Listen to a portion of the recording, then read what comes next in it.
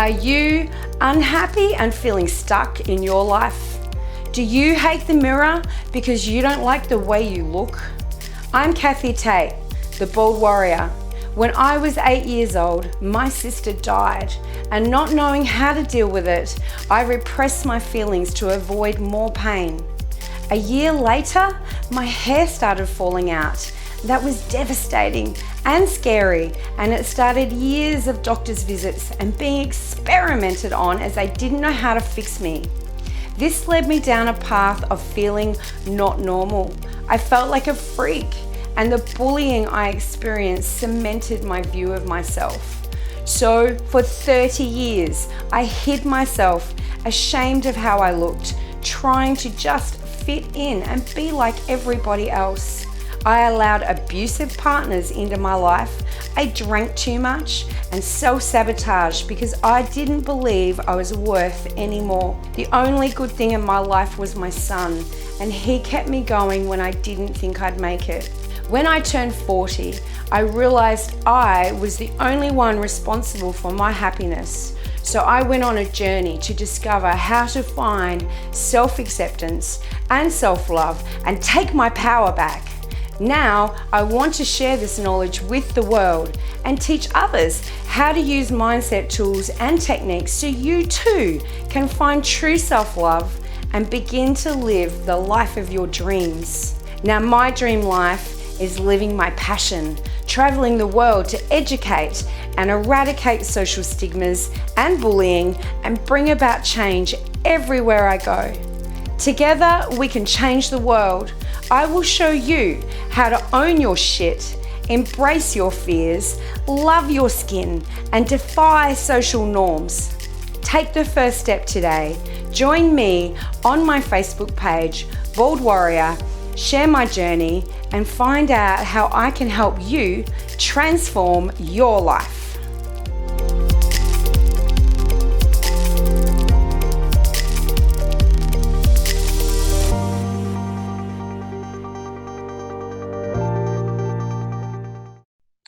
Hey everybody, and welcome to this week's edition of Own Your Shit Friday.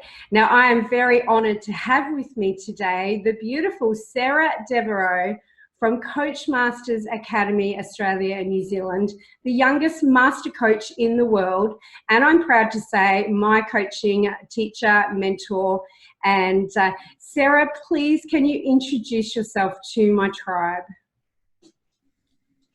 Thanks so much, Kathy. Hey, everybody, I'm Sarah. Kathy's done a wonderful introduction. Thank you so much. So a little bit about myself. I am a mother of two with one on the way next month. So it's going to be a very busy household with 3 daughters. My poor husband's a little bit outnumbered, but hey. So yeah, as Kathy was saying, I am a master credentialed coach through the International Coach Federation, which is really the organisation that sets the standards for coaching globally. So coaching is my absolute passion, and yeah, I'm really excited to be here and support Kathy with what she's doing. Thanks, Sarah. It is really awesome to have you here, and we've spent a bit of time together now. I've met you a couple of times on some retreats, and then I came and did the training, and it's just been wonderful to spend time with you. And your calm demeanour is rubbing off on me, I'm pleased to say. So you mentioned that coaching was your passion. Would you call that your life's passion? I would absolutely call it my life's passion. It's been something that I've been doing for almost a decade. Pretty much my entire professional career has been in coaching. I started off by just engaging as a life coach, helping teens transition from adolescence into adulthood. And then slowly but surely have worked my way into becoming a trainer of coaches, and now work with Coach Masters Academy on a global scale helping upskill coaches and helping them to get their credentials and create transformative change in people's lives. Now, that's something that people keep asking me. They say, if you're not a life coach, what does it mean by transformative coach? So I feel like life coach is very much a general term, and transformative coaching is really a methodology that helps people to heighten their awareness around things that they weren't aware of initially, and then to deepen their self-learning and create some aligned forward action to enable sustainable change. So the learning that I'm talking about is very different to something that we call horizontal learning, which is, how to do something. It's actually self-learning that happens where you begin to transform the way that you think or you feel or you view your reality.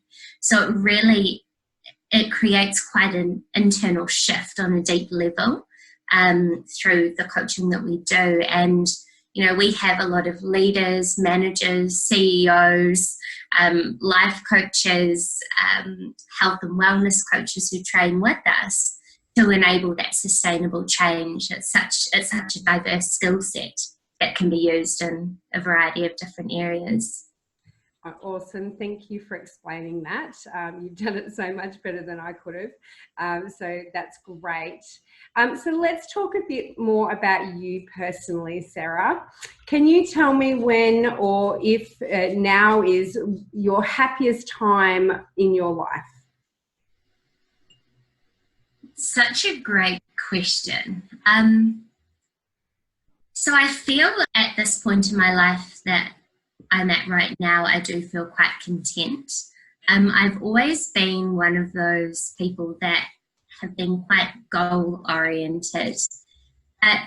If I think about actually my happiest time, it was last year. My husband and myself and our two daughters at the time, with number 3 coming very soon, but we went over to Bali and we just decided that we wanted to experience a different way of life for a while. We currently live in a beautiful town in Mount Maunganui in New Zealand. And we'd never been to Bali. And because we had our eldest daughter when we were quite young, we never really got to experience going on an OE. And so we thought, hey, I work primarily from home a lot of the time. A lot of what I do is online. So instead of working from my home office, I thought, wouldn't it be nice to work from, by the pool in my villa in Bali? And so we went over there last year and spent about 3 months over there just doing a lot of business growth, personal growth. Our daughter experienced an international school over there for a while. And it was just such a powerful experience because what it did for us was it actually allowed us to step outside of our story, out of our life, and have new eyes or have a new perspective on life. And I realized that when you're in your story, when you're in your environment going through the day-to-day motions, you do fall into autopilot. And it was so nice for us to be able to actually stop and take a step back and reflect upon what was working, what wasn't working, what changes we needed to make for when we actually came back. And by having that perspective, we've now made some really great changes in our life. And yeah, as a result, have made us a lot happier. Yeah, thanks, Kathy. That's amazing. What a great story to have the opportunity to live overseas and really get such a new perspective on things. Because I often find that is, after working with small businesses myself for 20 years, I find that's their main issue as well, is they get stuck in the day-to-day, and don't get that other perspective. So it's interesting to hear that you did that with your family life. Yeah, absolutely. And it's quite interesting because, as you know, Kathy, a part of what we do with transformative coaching is we help our clients to actually look at themselves and their life and their perspective from that third person view. And we shift them out from being in their first person into the third person. So they're actually getting a shift in perspective around what it is that they're coming to talk about in the coaching conversation. And it's quite interesting because just as I was saying that then, I feel like it was a real life, bigger scale example of what we help our clients to achieve in the sessions. So thanks for sharing that, Sarah. And I can see what you mean about it being a giant example of how the coaching actually works, where you get to step yourself out. And I found that to be an extremely valuable tool in helping people see another side of things and get some real insight into their lives. So let's ask you a bit of a tougher one. What was your lowest point and how were you self-sabotaging at that time? It's such a big question, right? So I think for me, my lowest point would have been about 11 years ago, when I was on my gap year between high school and university, and I was working at the bank, and my boyfriend, who is now my husband, and I fell pregnant. And I felt like this just completely took us off guard. And we'd obviously decided to have our daughter, who's almost 11 now. And, at the time, it was a very interesting time, and wondering like how I was self-sabotaging. But I think it was more about, just having a limited mindset, first of all, around, well, this is what life is meant to be like, and now you have not, you haven't stayed with what life is meant to be like. So your life's going to turn out very different than you thought. And, through that time, I actually got into a lot of personal development and started reading a lot of books and doing courses and just expanding my mind. And for me, that was a real turning point, because that actually moved me into coaching. I realized that a lot of, the other young mums who were around my age also had that mindset that I had, and it was like really stuck in a box. Whereas, I'd seen another perspective, and I realized that, well, actually it doesn't need to keep me in a box, that we've had a child early. What it did was it actually opened up many other doors. At the time I was working 9 to 5 in a very secure job at the bank. And since going on maternity leave, having my eldest and training as a coach, I've never gone back to full-time work. I've always been self-employed, which has allowed me to make way more money than I ever would have been able to make in that job at the bank. It's allowed me to grow and to inspire and to impact so many more people.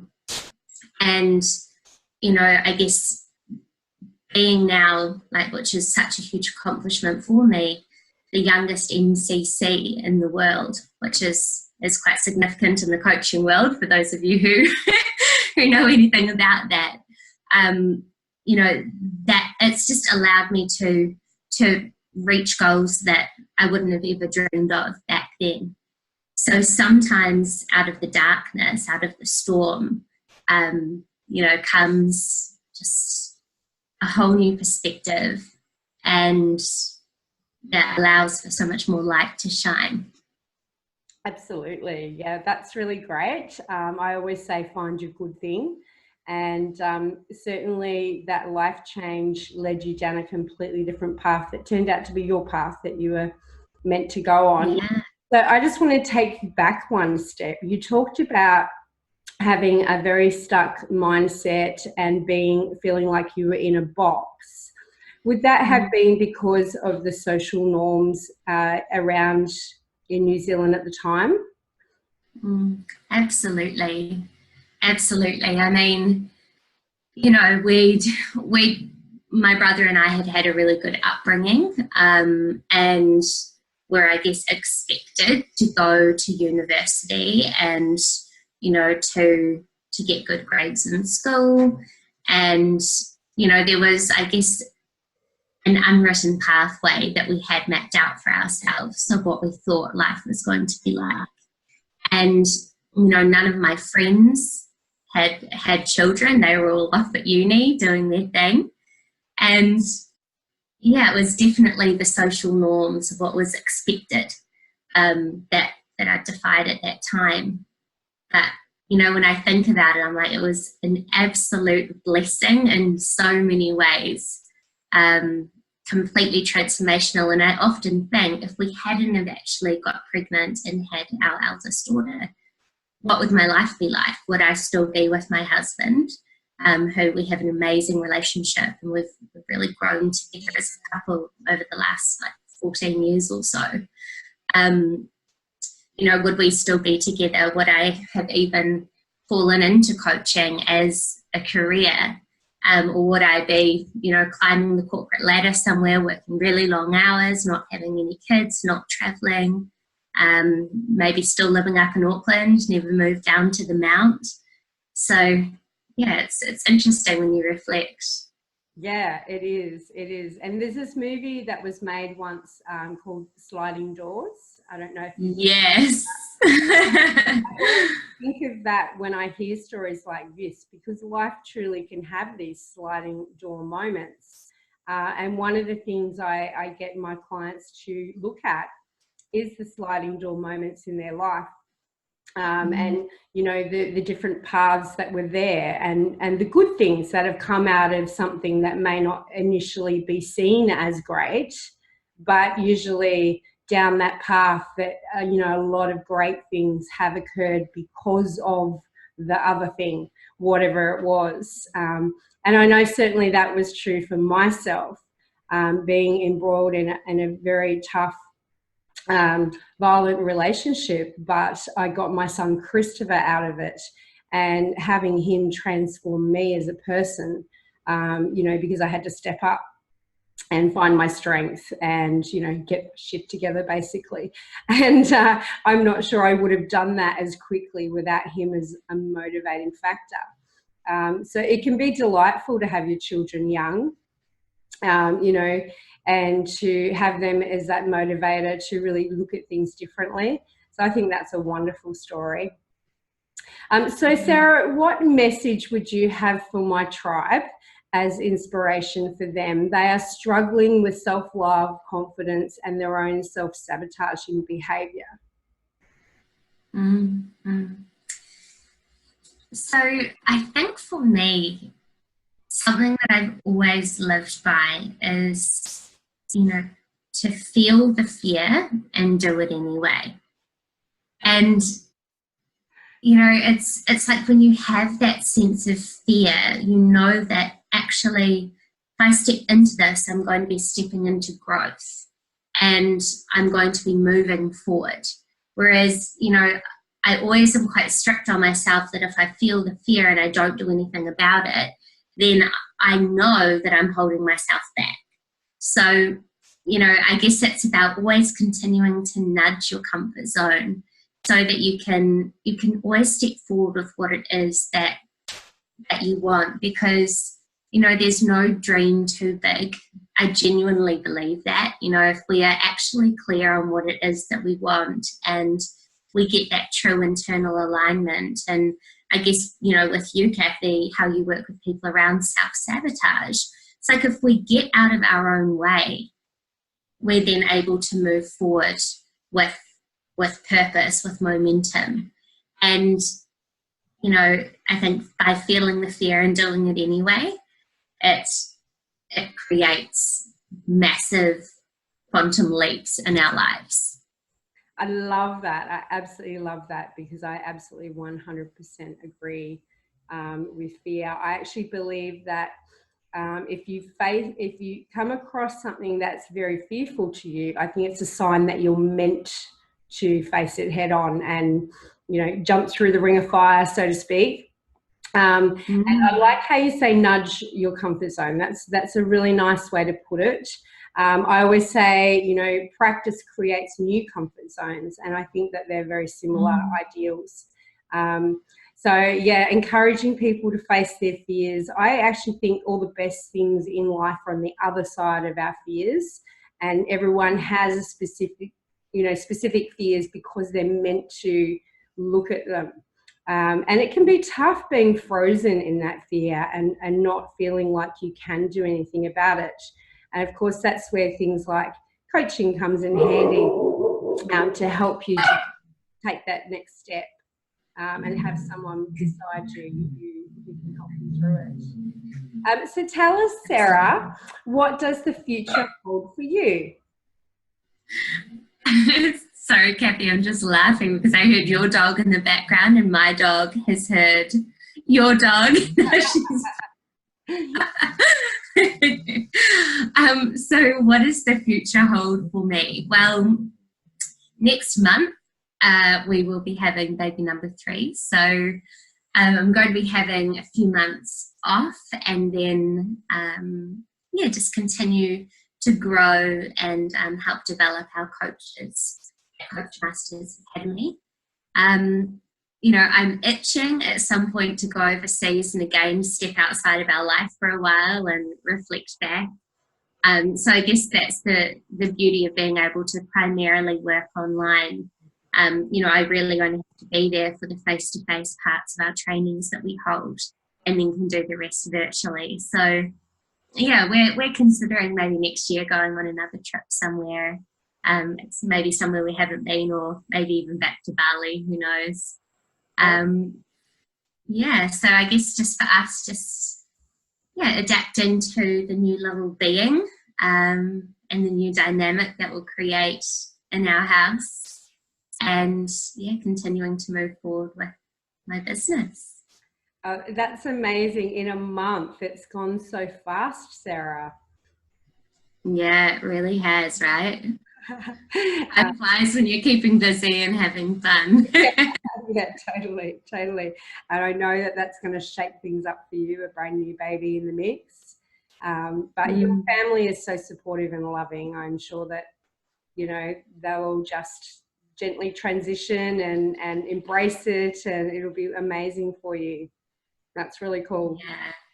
So tell my tribe how they can follow your journey. Are you going to be talking about the new baby on Facebook, or are you going to go quiet on us? What do you think is the best way for them to just see how things continue for you? Yeah, so you know, you can feel free to follow me, just Sarah Devereaux. On Facebook, or if you're interested in our coach training and you're interested in finding out more about that in either New Zealand or Australia, Coach Masters Academy New Zealand is our current Facebook page. So feel free to reach out or even just message just to be in touch. Awesome. And I'll get those links off you and put them in the comments for everybody who would like to do that. Thank you so much for joining me today and sharing your story with me and my tribe. We really do appreciate your time and your transparency, and you know, I know it can be a big thing to share personal details, so I very much appreciate that, Sarah. Thank you so much. It's been my pleasure. And you know, Kathy, I feel with what you're doing, it is just so inspiring, just the changes that you're helping make in the lives of so many. So, yeah, absolutely here to support you and wishing you all the best. Thank you, Sarah. I'm very excited to be moving to New Zealand, and hopefully doing some work at the, you know, grassroots of Dunedin, as well as helping people online. So big things coming up for the Baldwarrior movement. And you, of course, will be kept in the loop because, you know, I do your coaching. So that is going to help so many people. It's going to be phenomenal. So thanks again for joining me. And thanks to you guys out there for taking the time to watch my interview with Sarah. And we'll be bringing you another episode of Own Your Shit Friday next week.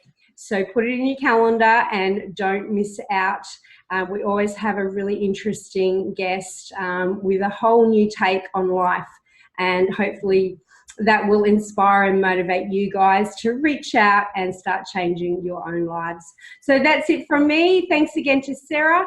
I'll see you all soon on the Baldwarrior page, and have an awesome evening, everybody.